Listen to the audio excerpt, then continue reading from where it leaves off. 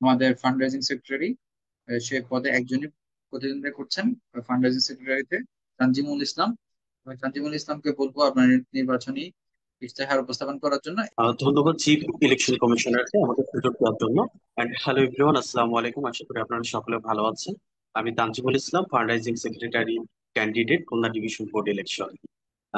ভিভিডির সাথে আমার যাত্রা 2021 সাল থেকে, এবং এখন ভিভিডি মেহেরপুর জেলার যাত্রা লগ্ন থেকে এখন পর্যন্ত নিরলসভাবে কাজ করে যাচ্ছি। আহ, আমি পরপর 3 বছর বোর্ড সার্ভ করেছি, এবং 1 বছর ভাইস প্রেসিডেন্ট এবং 2 বছর প্রেসিডেন্ট হিসাবে দায়িত্ব পালন করেছে। এখন আমি উপস্থাপন করতে যাচ্ছি যে আমার নির্বাচনী ইস্তেহার।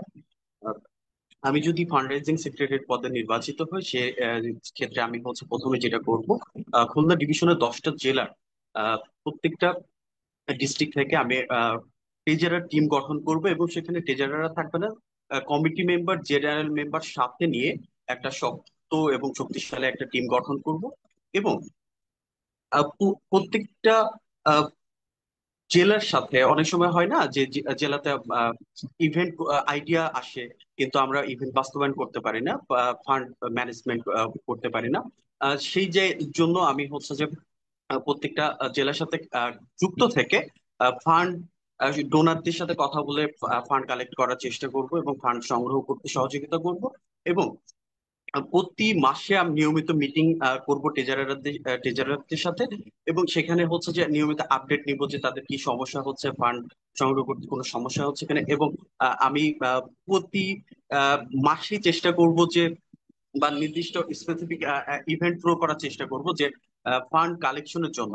যে এবং যে আয় ব্যয়ের হিসাব আমাদের যে একটা স্বচ্ছ হিসাব রাখার জন্য একটা অনলাইন ডাটাবেস রেডি করব, একটা গোল শিট রেডি করব, যেখানে যে প্রত্যেকটা জেলা থেকে নিয়মিত আপডেট করবে, এবং প্রতি 3 মাস অন্তর অন্তর একটা রিপোর্ট পেশ করব। এবং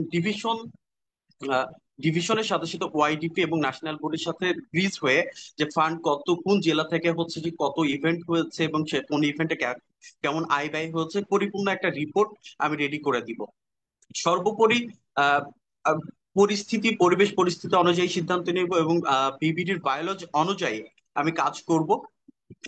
আমি চাই খুলনা ডিভিশনের জন্য প্রতিটা জেলা অর্থনৈতিকভাবে একটা শক্তিশালী কাঠামো তৈরি করতে পারে এবং কাজ করতে পারে। আমি খুব বেশি প্রতিশ্রুতি দিব না, এবং যেগুলো বলেছি সেগুলো বাস্তবায়ন করব।